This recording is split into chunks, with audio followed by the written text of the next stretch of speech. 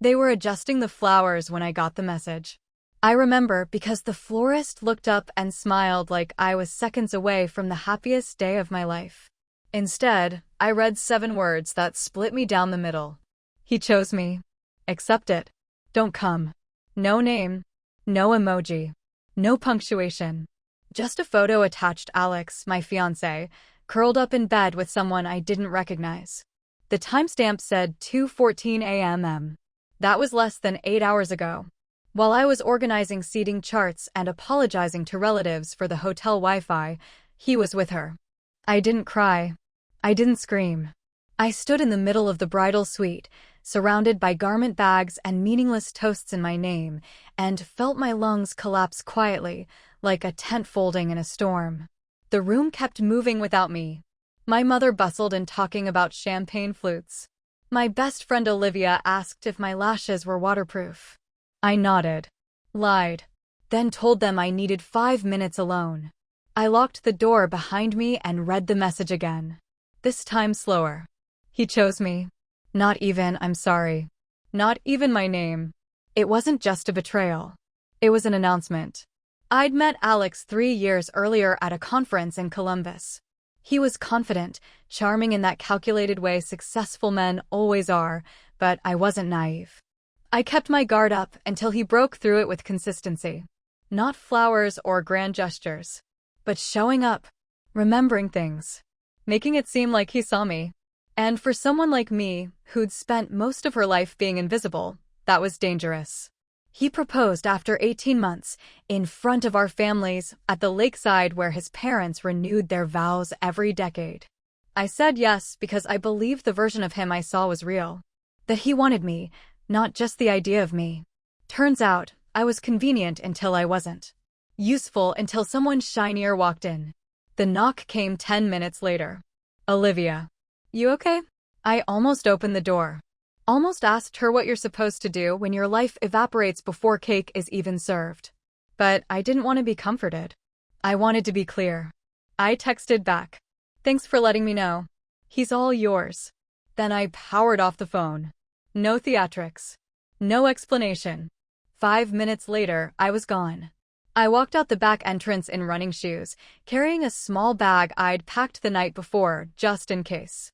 That's the thing about growing up watching people walk away. You learn to prepare for exits even on your best days. No one stopped me. Not then.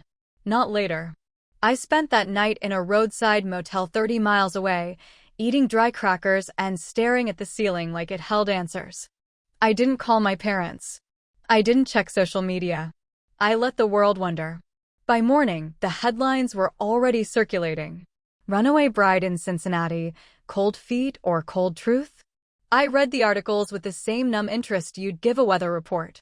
They didn't know the truth. But that didn't matter.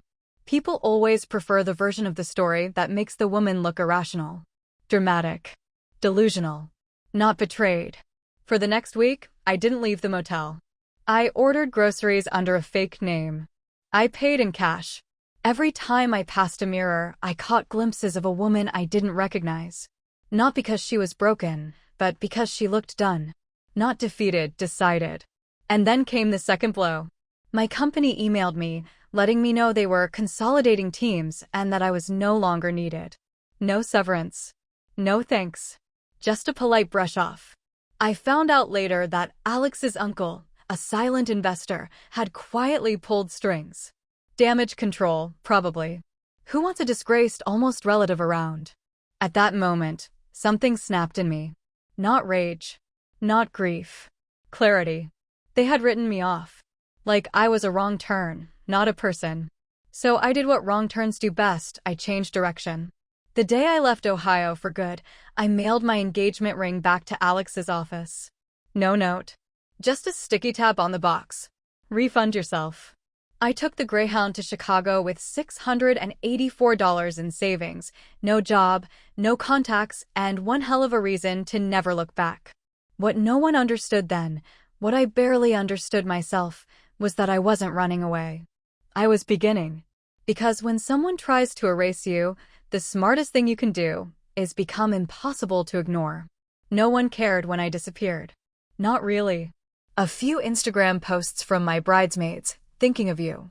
A message from an old coworker asking if the rumors were true. Alex didn't text. He didn't call. Not even to pretend. That silence taught me everything I needed to know. I'd been a placeholder. He just didn't have the decency to say it out loud. Chicago didn't welcome me. It tolerated me. My first weeks were a blur of job boards, coffee shop Wi-Fi, and long walks that ended with burning feet and nowhere to go. I slept in a shared basement apartment I found through a forum post, cash only, no questions asked. I shared the space with a woman named Doreen who spoke 4 languages and said 5 words a day. She didn't ask why I was there. I liked her for that. I took whatever work I could get, stockroom shifts, barbacking, dog walking. I scrubbed sinks, delivered groceries in the rain, translated Spanish voicemail for a woman who ran a psychic hotline. I was never above it. I didn't need pride. I needed momentum. And in between shifts I studied. Not for a degree. For escape. I discovered a free coding bootcamp while scrolling through a public library terminal. It was held in the back of a nonprofit office on Wednesdays and Fridays, no fees, just commitment. Most of the attendees were men twice my age or kids half my patience. But I showed up early and left last. The instructor, Joel, asked me once why I was trying so hard. Because no one expects me to, I said. He nodded and never asked again. I didn't care about software. I cared about control. About building something that couldn't be taken from me, edited out, or reassigned. I taught myself how systems break, how people exploit them, and, more importantly, how to stop them. Cybersecurity wasn't a passion. It was a weapon. After a year, I had enough certifications to land an entry-level remote position at a firm run by a woman named Ava. She'd founded the company after her ex-husband hacked her startup's data to sabotage her launch. I didn't ask for details. She didn't ask about mine. We understood each other in the silence between what was said. Within 6 months, I had a promotion. Within a year, I had my own team. By year 2, I had a new name, Rachel Quinn. Not legally, not yet. But publicly. Online. On business cards. In meetings. My resume told a different story now. No mention of weddings. No Alex. No Ohio. Just competence, results, and a confidence I didn't ask permission to wear. I didn't plan on revenge at first. That part came later. It began with a client list. One of our acquisitions included a boutique investment firm. Ava asked me to audit their security protocols and flag high-risk clients. I was halfway through the spreadsheet when I saw it. Alex Greystone. Greystone Ventures. Same name. Same face in the profile image. Same smug little smirk I remembered from the engagement shoot I'd never posted. I froze. Just for a second. Then I highlighted the row and kept scrolling. That night, I didn't sleep. I told Ava the truth the next morning. Is that going to be a problem? She asked. No, I said. It's going to be useful. She raised an eyebrow, but let it go. That's when the plan started, not out of bitterness, but out of opportunity. Alex's company had grown fast. Too fast. And I knew him. He cut corners. Outsourced trust. Masked risk as ambition. He wanted image, not structure. Which meant his infrastructure was a house of cards. I didn't hack him. I didn't steal. I did exactly what I was hired to do, found vulnerabilities and reported them. Then I watched. Within weeks, internal documents were flagged. A whistleblower report followed, anonymous, but precise. Investors pulled back. Clients jumped ship. Ava's company offered consulting to help him recover. He signed the contract personally. And that's when I walked into his office, clean-cut, professional, and unrecognizable. He looked at me across the conference table and said, "Have we met before?" I smiled. I doubt it. I didn't gloat. I didn't scream. I presented the audit findings with composure. Line by line, I broke down everything that was failing: financial backdoors, unsecured servers, employee turnover. He nodded. Took notes. Tried to charm me the way he used to. It didn't work. Because I wasn't a girl in a dress anymore. I was the consequence in heels. Later that week, I left a copy of his own engagement announcement in his inbox. Just the photo. No message. Timestamp intact. He never mentioned it. But his assistant quit 2 days later. By the end of the quarter, Greystone Ventures restructured. Alex stepped down voluntarily. His accounts were frozen pending an investigation into improper reporting. And all I had to do was tell the truth on paper, in logs, in audit trails. It was never revenge. It was exposure. And when the cracks spread wide enough for the world to see through him, I didn't need to say a word. I didn't think I'd ever go back. Not to Ohio. Not to that house. Not to the people who stood by quietly when I was humiliated, erased, and discarded like a wrong number in someone else's love story. But then I got the message. Your father's in the hospital. It's serious. It was from my cousin Leah. Not my mother. Not my sister. Leah, who once told me she envied my independence, and who'd probably heard about my disappearance from family gossip threads. I stared at the message for a long time, not sure what I felt. Not even sure what I was supposed to feel. My father and I weren't close. Not because I didn't try, but because he didn't know how to show up for anyone unless my mother told him to. He existed in the background, nodding along, avoiding conflict. When I left, he never reached out. So why was I considering getting on a plane now? I couldn't explain it. Maybe I just wanted to see for myself if the man who stood silently at my engagement party, shaking Alex's hand, had ever noticed I was bleeding inside. The hospital smelled the same. Sterile. Temporary. Like nothing here was meant to last.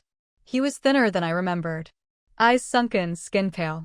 The nurse called him Mr. Greystone, which made me flinch. That name still meant something different to me, something sharp. He looked at me when I walked in but said nothing. You remember me? I asked. He nodded slowly.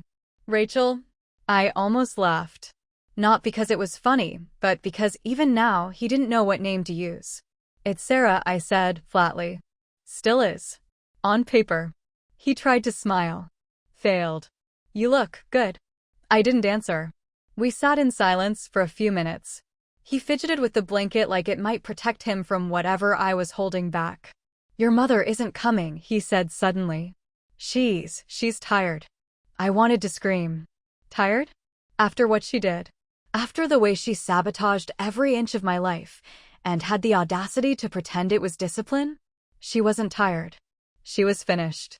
Did you call me to apologize? I asked. He blinked. I didn't call you. Of course. That figured. I stood to leave. This had been a mistake. Whatever lingering thread of obligation I felt, it had just snapped. But then he said something that made me pause. She kept your letters, you know. I turned back. What letters? The ones you sent from college. Before the wedding. After. She kept them in a shoebox in her closet. Said they were proof you were still trying. I didn't know what to say to that. What good were letters if no one ever answered?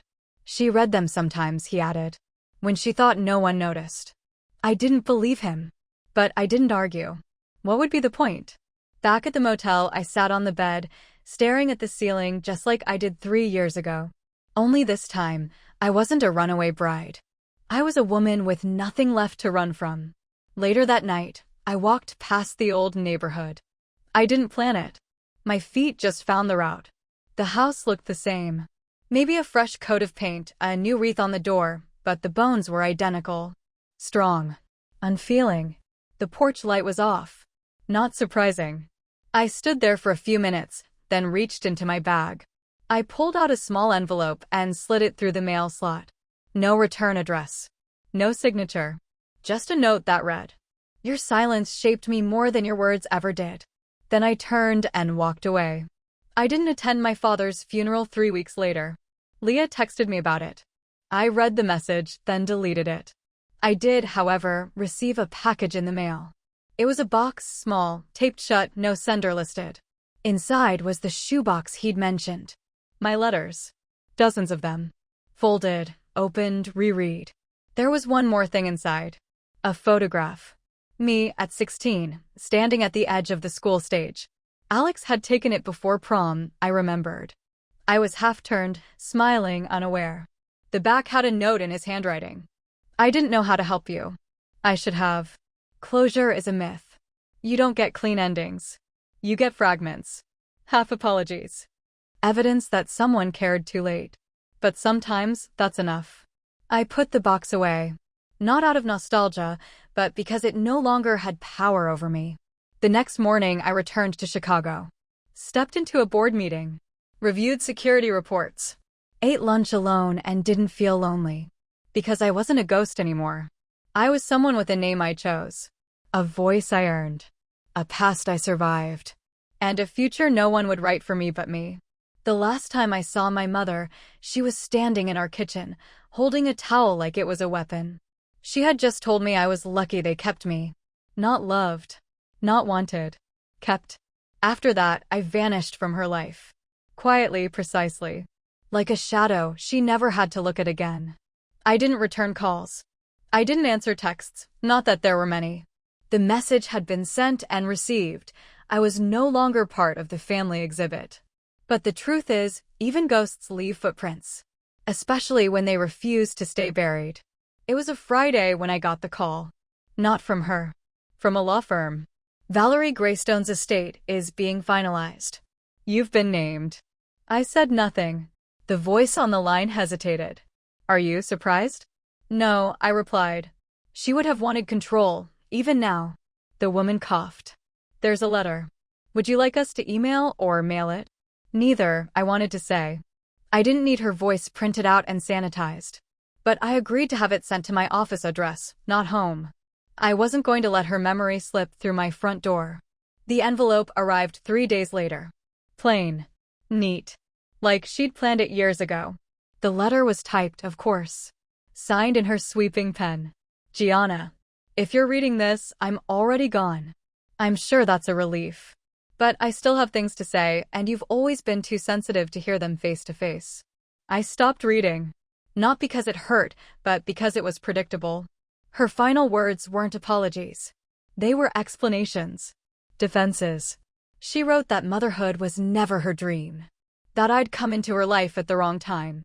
That she had done her best under pressure. She left nothing but excuses, tied in legal language. She didn't leave money. She left responsibility, instructions to coordinate the donation of her belongings to a foundation she admired. Not mine. Not anything connected to me. Something symbolic, of course. Public. The final paragraph read, You never understood sacrifice. Maybe now, as the one left to clean up, you'll see what it really looks like. I folded the letter. Filed it under irrelevant. I didn't go to the house right away. I sat with the obligation for a week. Let it settle in my bones. Then I packed a small bag, booked a rental car, and drove back to the address I hadn't spoken aloud in years. The street looked smaller. Time does that. No one was home. Of course. I entered using the key they hadn't bothered to change. Inside, it felt untouched. Cold. Preserved. As if she were still there, just out of view, judging the dust on the shelf. I didn't linger. I went straight to the attic. There were 3 boxes labeled family. One labeled Gianna. Inside that one? Old school files. Medical papers. A copy of my birth certificate with a sticky note, keep for insurance. That was it. No photos. No letters. No trace of who I was before I left. Just data. Proof of my utility. I didn't cry. I didn't expect anything else. Instead, I walked back downstairs and found the donation bins she'd pre-labeled. Everything staged for a legacy. I emptied them. Every single one. By nightfall, the trash cans were full. What was salvageable, I packed and dropped at a women's shelter 20 miles away. Not because she asked. Because I wanted to rewrite the ending. The next morning, I returned to the house one last time. I placed the key and her letter on the kitchen counter. Then I did what she never could. I forgave her. Not with words. Not out loud. But in action. I chose not to carry her anymore. Back in Chicago, I applied to change my legal name. Rachel Quinn. No middle name. No trace of the girl who was expected to apologize for her own birth. The clerk asked me, reason for the change? I looked at the form. Thought about how much explanation the world expects from women who dare to start over. Then I said, I'd like the record to reflect who I actually am. She didn't press further. 6 months later, I gave a keynote speech at a summit for girls in tech. I didn't tell them about Alex. or my mother, or the birthday parties I never had. I told them this. You don't have to be born into power to claim it. You don't need permission to be visible. And you don't owe anyone your silence, even if they fed you, raised you, or gave you their name. If someone ever makes you feel like your voice doesn't belong in the room, stay anyway. Speak anyway. Afterward, a girl no older than 15 came up to me, eyes shining. My mom says I should stay small, she whispered. Then grow anyway, I told her. My story isn't unique. And that's the saddest part. Too many girls know the ache of being unwanted, of being a second thought in their own homes. But I'm not interested in revenge anymore. I'm interested in what happens next. Because you can't control where your story begins. But you can damn sure decide where it leads. The first girl who received a grant from the Quinn Initiative was named Ellie. She was 16. Sharp. Angry in the way girls get when no one believes they're trying. Her counselor wrote in the application. Her mother says she's difficult. I say she's drowning. We paid for Ellie's EMT training, a bus pass, a new pair of work boots, and 6 therapy sessions. She emailed me 1 month later. Subject line, first day. Her message was short. Just 1 sentence. I didn't think anyone would ever bet on me. I read it twice, then sat still for a long time. Not because I was overwhelmed, but because it felt right. The Quinn Initiative started quietly. I didn't want a foundation with gala photos and logo pins. I wanted a system built for girls like me, ones who fell through cracks, who didn't have clean transcripts or stable home addresses. We weren't the kind of girls who got scholarships with our names engraved. We were the ones who ate lunch alone, worked shifts after school, got told to toughen up instead of being heard. So I gave them the one thing no one ever gave me, a chance without conditions. I didn't seek press. But stories have a way of finding the light. When an education blog ran a piece on grassroots programs changing girls' futures, they featured us. Then came the podcast invitations. Then the panel offers. Then the TEDx talk. And then, one afternoon, came the letter. Typed. Plain. No return address. Rachel. I saw you on the news. You speak well. Always did. I don't know if you'll believe this, but I never meant to hurt you. I just didn't know how to love what I didn't understand. I'm not asking for anything.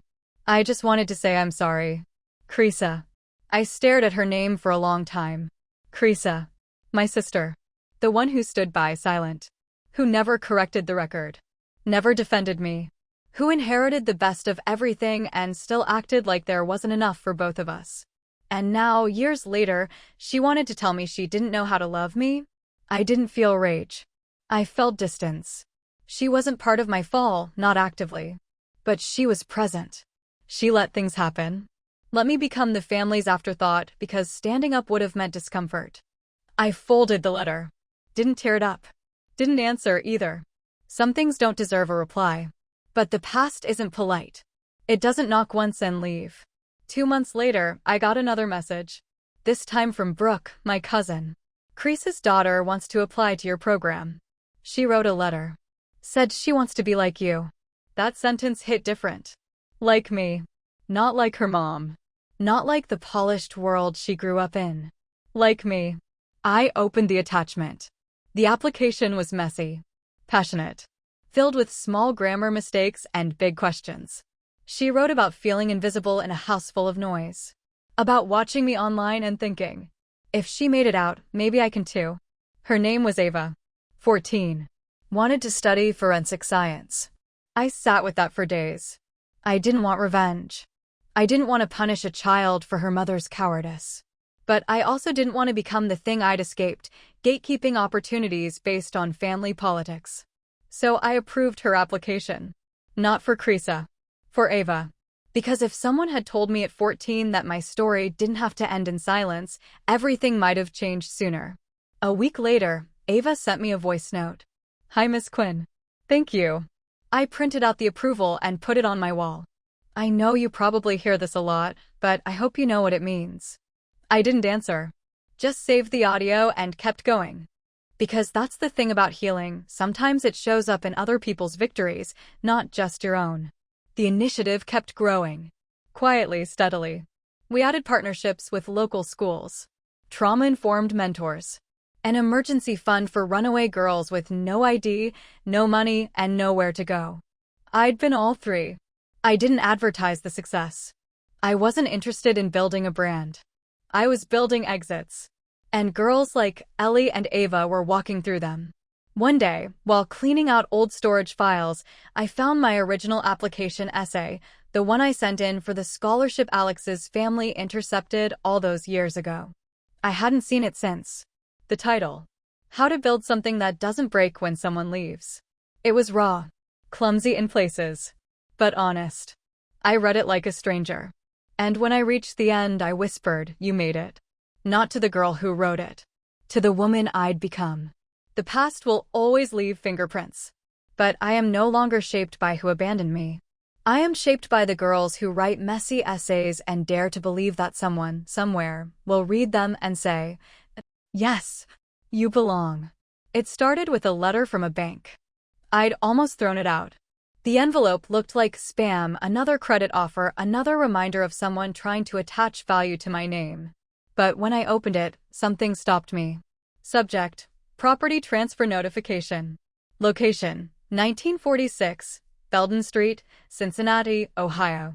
My childhood home. The one I'd left without saying goodbye. The one I'd never meant to look at again. Apparently, it had been in probate longer than expected. Legal complications. Delayed filings. But now the deed had cleared, and it was mine. No fanfare. No conditions. Just mine. I hadn't spoken my old address out loud in years. Reading it in print made my palms sweat. The letter said I could sell it, tear it down, rent it out, do whatever I wanted. And for a while, I did nothing. Then one Thursday afternoon, I took a flight back to Ohio. No announcement. No social media check-in. Just me, a rental car, and a gut feeling I wasn't ready to ignore. The house looked smaller. Not metaphorically. It literally looked smaller. The grass was overgrown, the windows faded, the porch cracked from years of no one caring. I stood on the sidewalk with the keys in my hand and thought about all the things this place used to be. A space I had to earn. A kitchen where my name was said like a burden. A hallway of family photos where my face never made the wall. And now it was mine. Inside, it was mostly empty. The furniture was gone. The walls were still the same dull beige. But what hit me hardest was the silence. Not the peaceful kind. The unnatural kind. Like the house was holding its breath. I walked room to room, letting the past follow me. There was the stair I used to skip because it creaked. The corner where I once stood in timeout for asking too many questions. The door I was never allowed to close fully. Each space told a version of a story I didn't want but carried anyway. I made it to what used to be my bedroom. The walls had been painted over, but in the right light, I could still see faint outlines of tape residue from where I used to hang notes, dreams, anything that reminded me I had a self. I sat on the floor, no furniture, no distraction, and let myself feel it. Not the pain. The weight of having survived it. I thought about selling it. Letting the foundation crack, letting someone else build their life on top of mine. But then I had a different thought. What if I didn't let it disappear? What if I rebuilt it, not to remember, but to repurpose? The idea came fast. A temporary housing center. Not a shelter. A transition home for girls aged 14 to 18. The ones who had aged out of foster care or fled abusive homes, or were just lost in the system. The kind of girl I used to be. Not broken. Not problematic. Just overlooked. I called my team. We drafted a plan. Quietly, privately. No press. I didn't want headlines. I wanted walls that didn't lie. Doors that closed without slamming. A kitchen where no one was told to be quieter. Permits. Contractors. City approvals. 6 months later, the house had a new name. The Ray Home. Named after the middle name I'd given myself at 18. A name that meant light, even when no one turned the porch on for you. On opening day, there was no ribbon-cutting ceremony. Just a small gathering, 2 girls already placed, 1 caseworker, and my team. We ordered takeout. Sat on the floor. Told stories. One of the girls, Maria, asked, "Did you grow up here?" I nodded. "Did you like it?" "No," I said, but I learned what not to repeat. She didn't press. She just leaned back and said, "It feels safe now." That was enough. Later that night, I stayed behind. Alone. I walked room to room again. Only this time, the energy was different. The silence was intentional. Not tense, not forced. Just still. The hallway had new photos. Girls smiling, painting, planting things in the backyard. And on the wall near the stairs, there was a single frame of me aged 19, holding my first tech certificate. Underneath, the quote, "You don't owe anyone your silence." Krisa never reached out again. Neither did anyone else from that world. They had their version of the story. But I had my name on the deed. Not for vengeance. Not to spite them. To prove that legacy isn't what you inherit. It's what you build after you've been told you don't deserve anything. I don't visit often. The girls deserve their space, their own beginning. But sometimes I'll stop by. Bring groceries. Share a story. Fix a loose doorknob. One time, a girl I'd never met asked, "Did you build this place?" I smiled. "No," I said. "I rebuilt it."